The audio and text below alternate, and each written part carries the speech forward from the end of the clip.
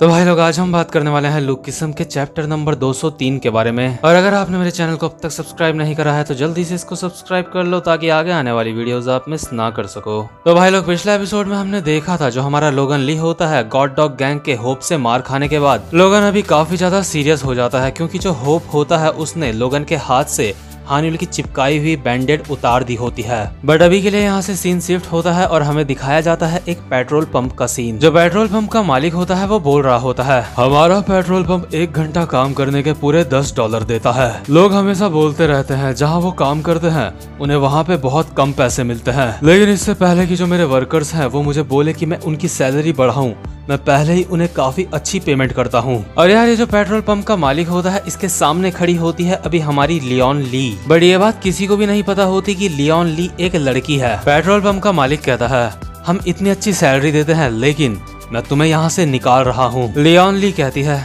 क्या लेकिन क्यों? इसके बाद जो पेट्रोल पंप का मालिक होता है वो कहता है, जरा दूसरी तरफ देखो, जहाँ पे वो 2 लड़कियां काम कर रही हैं, वहाँ पे कितने सारे लोग अपनी गाड़ी में पेट्रोल भरवाने के लिए आ रहे हैं। लड़के लोग सिर्फ तभी पेट्रोल भरवाने आते हैं अगर पेट्रोल भरने वाला कोई मस्त सी लड़की हो। और इसीलिए जो पेट्रोल पंप का मालिक होता है लियोन ली को लड़की के कपड़े दे देता है पहनने के लिए और कहता है, देखो तुम लड़की की ड्रेस में कितने ज्यादा प्यारे लग रहे हो। और लियोन ली अपने मन में सोच रही होती है, ये साला ठरकी बुढ़ा, अगर मुझे पैसों की जरूरत ना होती तो मैं ऐसा कभी भी ना करती, और इसने ऊपर से मुझे जबरदस्ती नकली विग भी पहनने के लिए बोल दिया है। इसके बाद पेट्रोल पंप का मालिक कहता है, लियोन तुम सच में काफी ज्यादा अच्छे लग रहे हो। मैं तो अभी से देख पा रहा हूँ कि हमारे पेट्रोल पंप में तुम्हारी वजह से बहुत सारी भीड़ हो गई है। तुमने अपने शरीर में टैटू बना रखे हैं, लेकिन काफी लोगों को टैटू काफी ज्यादा पसंद है। तो यार, अभी जो लियोन ली जो लड़कियों की तरह बनके तैयार हो चुकी होती है, जो असल में एक लड़की ही होती है, उसको देख के यहाँ पे जो 2 लड़के होते हैं वो कहते हैं, वो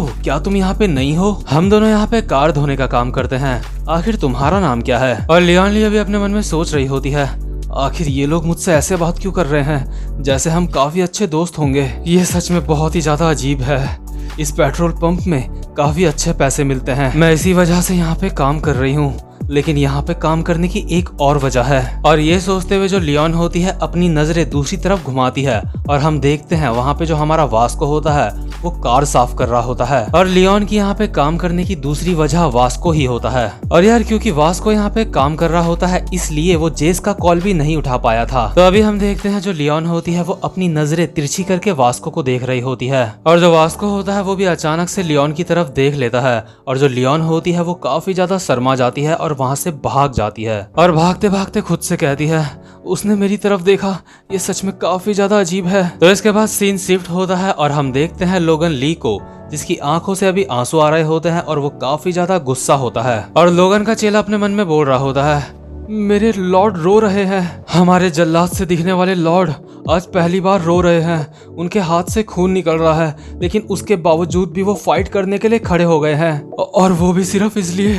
ताकि वो हमारे एनिमेशन डिपार्टमेंट की इज्जत बचा सके। और यार, अभी जितने भी एनिमेशन डिपार्टमेंट के बंदे होते हैं लोगन को देख के उनकी आंखों से आंसू आ रहे होते हैं, क्योंकि उन्हें लोगन के ऊपर काफी ज्यादा गर्व महसूस हो रहा होता है। इसके बाद पीछे से एक वॉइस ओवर आती है और हमें इंट्रोडक्शन दिया जाता है होप पार्क और इवान पार्क का। होप पार्क और इवान पार्क ये दोनों के दोनों भाई हैं।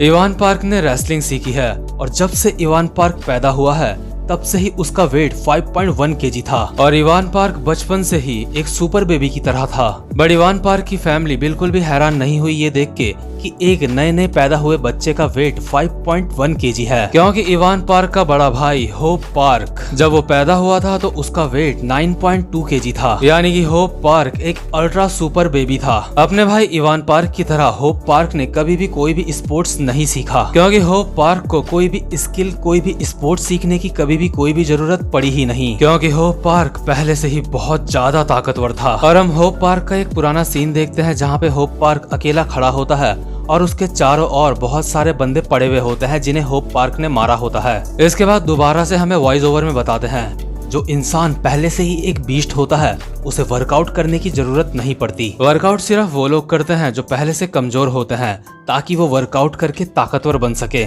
लेकिन होप पार्क के साथ ऐसा सीन बिल्कुल भी नहीं है, क्योंकि होप पार्क पैदा ही बहुत ज्यादा ताकतवर हुआ है। और यार, जो होप पार्क होता है उसे भी ये सारी की सारी बातें पता होती हैं कि वो बचपन से ही एक अल्ट्रा सुपर बेबी है और उसे कोई भी जरूरत नहीं है वर्कआउट करने की ताकत हासिल करने के लिए। लेकिन इसके बावजूद भी जो लोगन ली अभी होप पार्क के सामने बहुत ज्यादा गुस्से में खड़ा होता है, होप पार्क कहीं ना कहीं लोगन ली को देख के थोड़ा थोड़ा डर रहा होता है। और ये होती है एक नेचुरल इंस्टिंक्ट, यानी कि जब आपको खतरे का एहसास नहीं होता लेकिन आपके सबकॉन्शियस माइंड को ये पता होता है कि आप किसी खतरे में हो। होप पार्क को अपने ऊपर पूरा का पूरा विश्वास होता है कि वो बहुत ज्यादा ताकतवर है, जंगल में किसी हाथी की तरह। बट होप पार्क को अभी डर इसलिए लग रहा होता है क्योंकि उसके सामने अभी जंगल का कोई जानवर नहीं, उसके सामने अभी एक डायनासोर खड़ा होता है। होप पार्क अपने मन में कहता है, आखिर इस पिद्दी को देख के मेरे अंदर डर क्यों पैदा हो रहा है, मैं ये बर्दाश्त नहीं कर सकता। इसके बाद जो होप पार्क होता है गुस्से में लोगन ली के एक मुक्का मारता है, लेकिन जो लोगन ली होता है इस मुक्के से बच जाता है और सीधा जाके पकड़ता है होप पार्क की टांग और अपनी पूरी बॉडी को हवा में घुमा देता है, जिस वजह से जो होप पार्क होता है वो जमीन में गिर जाता है। और जो लोगन ली के चेले होते हैं ये देख के वो बहुत ज्यादा हैरान हो जाते हैं। लोगन ली का जो एक चेला होता है अपने मन में कहता है क्या इस राक्षस को लोगन ने इतनी आसानी से जमीन में गिरा दिया, क्या ये जुजुत्सु है। तो अभी जो होप पार्क होता है वो जमीन में गिरा हुआ होता है और अब भी लोगन ने उसकी टांग पकड़ी हुई होती है। होप पार्क कहता है, अबे साले तू और तेरी ये छोटी छोटी ट्रिक्स। होप पार्क अपने मन में कहता है, इस साले को मैं अपने टांग से उठा लूंगा और जमीन में पटक के इसकी चटनी बना दूंगा। लेकिन यार जो लोगन ली होता है वो होप पार्क की टांग में एक लॉक लगा देता है और होप पार्क की टांग को मोड़ने लगता है। और यही चीज हमारे लोगन ली ने हमारे वास्को के साथ करने की भी कोशिश करी थी, लेकिन आपको पता है कि वास्को ने उसके साथ फिर क्या करा था। और अगर आपको नहीं पता तो पिछले चैप्टर जरूर जाके देखना। तो यार अभी जो होप पार्क होता है उसकी भी थोड़ी सी हालत खराब हो गई होती है लोगन ली के लॉक की वजह से। बट फिर भी होप पार्क अपने मन में गुस्से में कहता है, ये छोटे छोटे अटैक मेरी ताकत को मैच नहीं कर सकते, ये मेरी ताकत का मुकाबला नहीं कर सकते। तो अभी जो होप पार्क होता है अपनी कमाल की ताकत लगा के जमीन में जो अभी पड़ा होता है वो जमीन से उठ जाता है और इस पोजीशन में होप पार्क की टांग को मोड़ना बहुत ज्यादा मुश्किल होता है। होप पार्क कहता है, तो इस पोजीशन में मेरी टांग नहीं मोड़ सकता। होप पार्क अभी अपने मन में कहता है, हाँ, अब ये क्या करेगा, मेरी कमाल की ताकत के सामने कोई भी नहीं टिक सकता, मेरी ताकत के सामने सारे के सारे अटैक बेकार हैं। भले ही अभी होप पार्क ने लोगन ली के लॉक से अपने आप को छुड़ा लिया होता है, लेकिन लोगन अचानक से होप पार्क का हाथ पकड़ता है और उसे अपनी तरफ खींच के एक और लॉक मार देता है होप पार्क के। और ये सब कुछ इतना ज्यादा फास्ट करा होता है लोगन ली ने कि होप पार्क अपने मन में कहता है, आखिर इसने ये कब करा, इसने दोबारा से मुझे एक और लॉक में फंसा दिया। और यार ये जो लॉक होता है इस लॉक का नाम होता है किमूरा लॉक, जो कि जुजुत्सु फाइटिंग स्टाइल के अंदर आता है। और ये जो लॉक होता है बहुत ही खतरनाक लॉक होता है, लेकिन इसके बावजूद भी जो होप पार्क होता है अपनी ताकत की मदद से इस लॉक से अभी छूट रहा होता है। होप पार्क के अंदर इतनी ज्यादा ताकत होती है कि हमें उसकी बॉडी से नसें दिख रही होती है, जो कि पूरा सबूत होती है एक प्योर ताकत की। होप पार्क कहता है, ये छोटी मोटी ट्रिक्स मेरे ऊपर काम नहीं करने वाली। बट इतने में ही जो लोगन ली होता है इस लॉक को थोड़ा और एडवांस लेवल पे ले जाता है और होप पार्क की गर्दन को भी पकड़ लेता है। लोगन ने अभी होप पार्क को बिल्कुल ऐसे पकड़ा होता है जैसे लोगन कोई सांप होगा। और अभी फाइनली जो होप पार्क होता है लोगन ली की ऐसी ट्रिक के अंदर फंस चुका होता है जिससे बाहर निकलना बहुत ही ज्यादा मुश्किल है। एक तरह से इससे बाहर निकलना नामुमकिन के बराबर होता है। और होप पार्क को अभी इस बात का एहसास हो जाता है, भले ही होप पार्क के पास कितनी भी ताकत क्यों ना हो, लेकिन होप पार्क अगर किसी ऐसे बंदे से भिड़ेगा जिसकी टेक्निक उसकी ताकत से भी ज्यादा खतरनाक है, तो होप पार्क ऐसे बंदे के सामने कुछ भी नहीं होगा। होप पार्क ऐसे बंदे का बस एक शिकार होगा। और धीरे धीरे करके जो लोगन ली होता है अपनी गिरफ्त में होप पार्क को पूरी तरह से ले लेता है और होप पार्क अभी बहुत ज्यादा बेबस महसूस कर रहा होता है। होप पार्क अभी अपने मन में कह रहा होता है, मुझे जोहान को वार्निंग देनी पड़ेगी, यहाँ शियोल में एक मॉन्स्टर भी है जिससे हमें सावधान रहने की जरूरत है।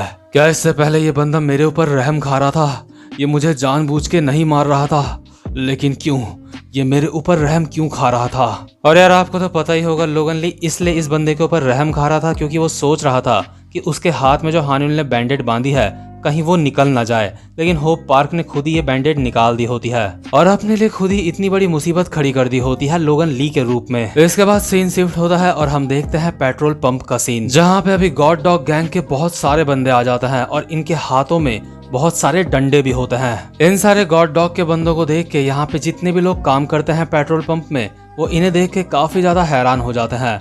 वास्को इन बंदों को कहता है अपने साथ वालों को, आखिर तुमने अपना काम करना बंद क्यों कर दिया, जल्दी से कारों को साफ करो। लेकिन इसके बाद जो जिन जैंग होता है गॉड डॉग का नंबर 2 का बंदा, वो कहता है वास्को, तुम्हें क्या लगा था तुम गॉड डॉग से उलझ के चुपचाप से निकल जाओगे और हमसे बच जाओगे?